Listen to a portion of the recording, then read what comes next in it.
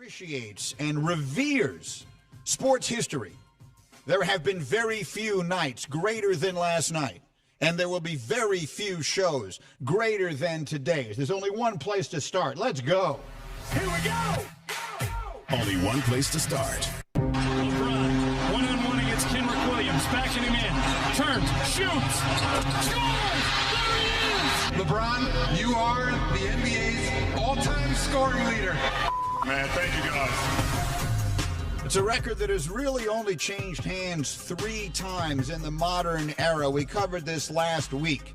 The all-time leading scorer in NBA history has been, over the course of time, 7 different people, but 4 of them came within the first decade or so of the league's existence. And so it changed hands pretty much all the time. The NBA doesn't go back nearly as far as the NFL and nowhere near as far as Major League Baseball.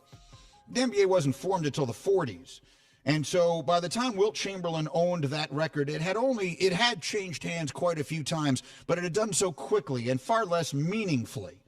But if you go back to the 60s, so we're basically talking about 60 years ago, this record has been held by Wilt Chamberlain, Kareem Abdul-Jabbar, and as of last night, LeBron James. I am delighted that you are with us for these 2 hours in which we will try and put into context and perspective all of the things that we saw last night with the assembled members of the hashtag crew assembled around me. But the first person I wanted to bring in this morning is my buddy Brian Windhorst, who does such a wonderful job for us here at ESPN covering the sport, and really first became someone that I knew back in the Mike and Mike days when LeBron James first sort of burst onto the scene in a significant way. And there was Windy, who had been there basically with him, chronicling his journey from the start, and has been with him pretty much every step of the way since, and was in the building last night to see what I think goes down as one of the true crowning achievements of LeBron James' career.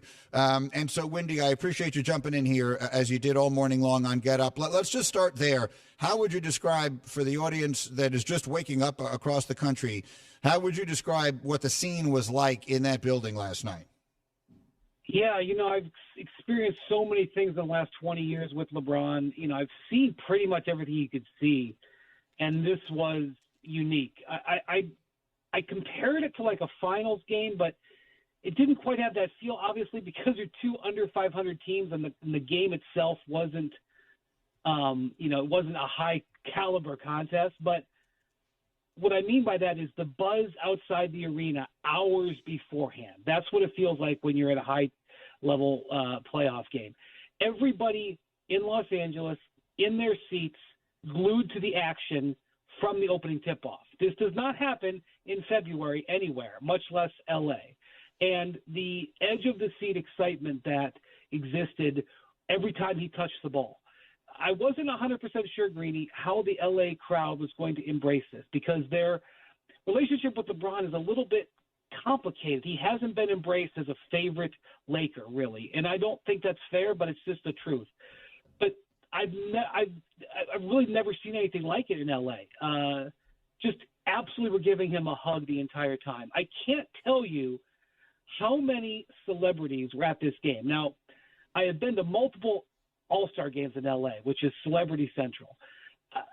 The front row of this game was all people with Grammys, people with Oscars, billionaires, NBA champions, and LeBron's friends and family. And I had been kind of given a hint on Monday that LeBron was going to go all out to get the record last night.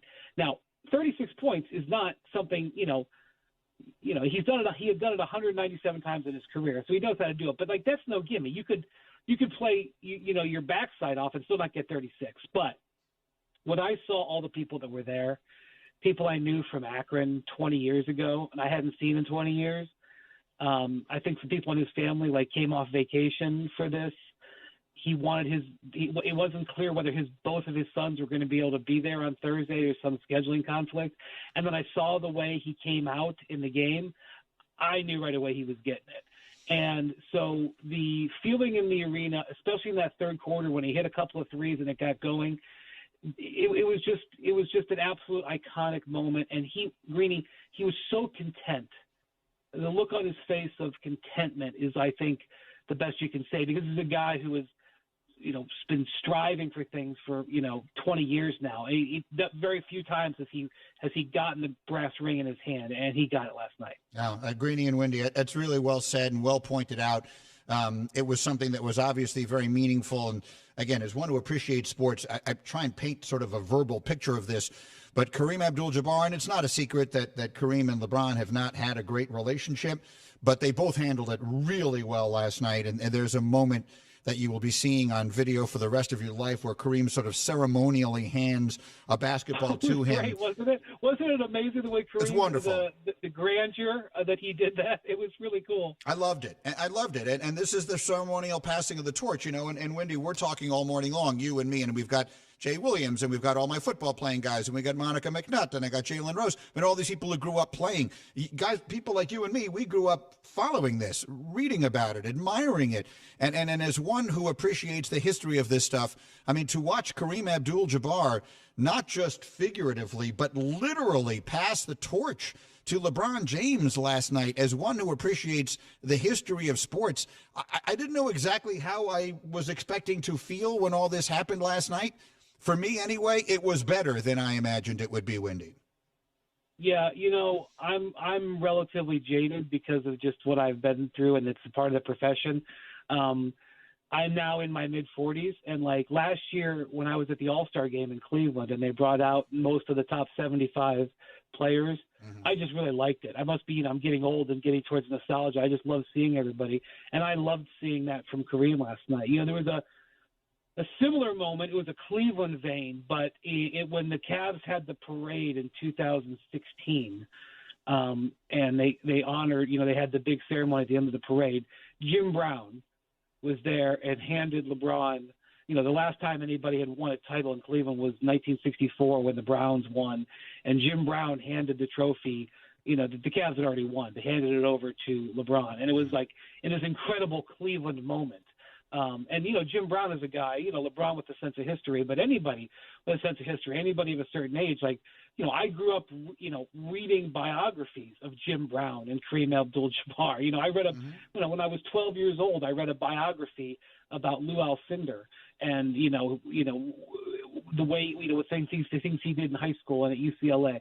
And so, this is now LeBron. This is one of the things like, I didn't live I wasn't alive during Jack Nicklaus's dominance. So when I watched Tiger Woods chase him, it was sort of a thing like, oh my gosh, I'm watching like maybe the greatest of all time.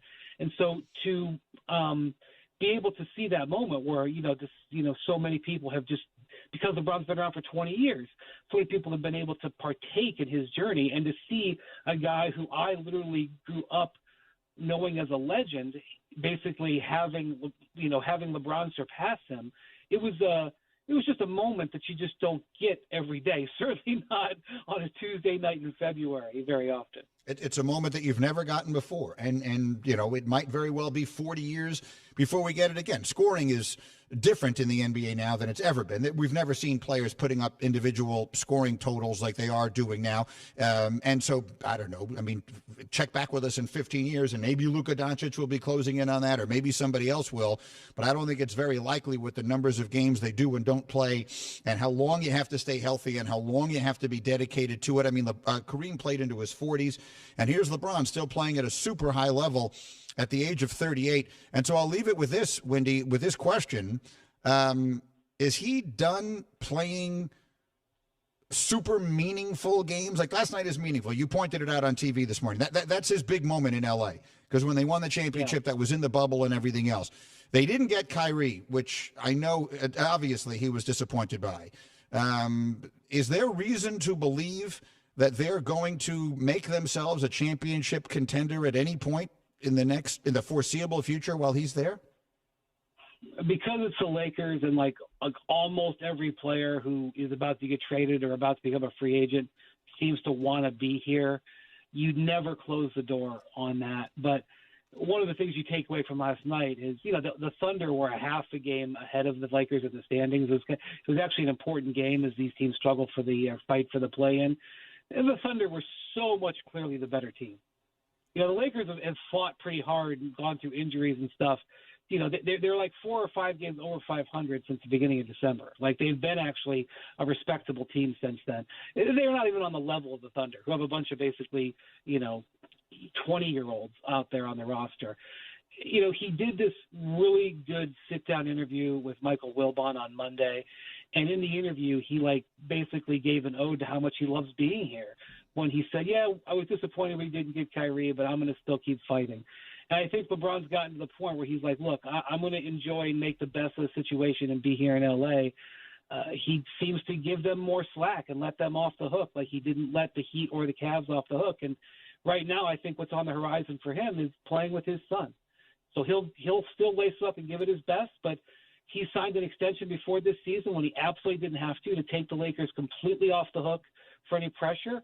And so, judging by his actions, I think, he's very likely going to be a Laker for the rest of the way and just try to make the most of it. And right now, that doesn't look that promising. So just as an aside, Pete McConville, he is the senior coordinating producer of Get Up in the mornings. And when we were talking about the Anthony Davis thing today, and there's a lot going on social media, Anthony Davis seemed to sit down. Well, didn't seem to. He actually sat down when LeBron broke the record, and Jalen was speculating that's a really bad look. Are there issues there? Whatever the case may be. Pete just sent me a text this morning, Wendy. Kevin Durant for Anthony Davis and Pat Bev. Who says no? I hear you laughing. What? It was a very strange energy with his teammates last night. And I think, just to be fair, I think they were in a weird situation. LeBron was there with his family, and when he got the record, he celebrated with his family and some business associates. It's not, I love Pat Bev, but I can understand why LeBron doesn't want to go hug Pat Bev, who's been his teammate for 5 months, as opposed to people who've been around him for 25 years. Right. So his teammates were in an awkward situation, and then they lost the game. And, being in the locker room, LeBron was having this incredible moment with, his boys were there with him. Nat Butler, who's been an NBA photographer for 30 years, pulls out the paper with the point total on it, Greeny, and gives it to him for the iconic Chamberlain-esque shot, right? That photo's going to be everywhere. And this is LeBron over in the corner, and the rest of the team is like, we just got beat by the Thunder, and they just had a really rough loss to New Orleans a couple of days ago, another team that's right in front of them. It's really been a bad few days for the Lakers in the standings. They feel weird about it. Having said that, Anthony Davis's energy was not appropriate last night for a Thunder team that, frankly, is small, at least on the interior. They have great size on the perimeter, but small in the interior, and they needed that win. Beyond LeBron, they needed that win, and Anthony Davis didn't bring it. And, right before LeBron broke the record, AD made an incredible play where he saved the ball that was going out of bounds, ended up on the top of the Laker bench, and it led to an easy basket for LeBron. It wasn't like he wasn't contributing. He just, back when the Lakers looked like they had some teeth this year was when AD was playing great in December. We haven't seen that. And last night did not look like a Laker team to me that really believed that they were going to make a run like LeBron said he believed with Wilbon on Monday. That's really well said. Wendy, just outstanding work. What else can I tell you? Thanks a million for getting up early this morning out there in L.A. and all the coverage, and we'll watch you all day long, and I'll talk to you soon. Thanks, my friend. Oh, yeah, the trade deadline's tomorrow. I forgot. Oh, yes. Oh, by the way, you've got a 5-hour special tomorrow of the trade deadline, so you and Woj and everybody are going to be jam-packed, and we'll see if Kevin Durant's name winds up being involved in that in any way. Thank you, Wendy. Outstanding work. All right, okay. I'll pause briefly on all of this. This is Greeny. Hey, are you looking to hire talent for your team? ZipRecruiter is the MVP of finding great candidates. Its matching technology hustles to find qualified people for your job. Pile on the talent and try ZipRecruiter for free. Go to ZipRecruiter.com/Greeny. We will share our thoughts on this extraordinary night as members of the hashtag crew in just a moment. This is Greeny on ESPN Radio. LeBron, one-on-one against Kenrick Williams.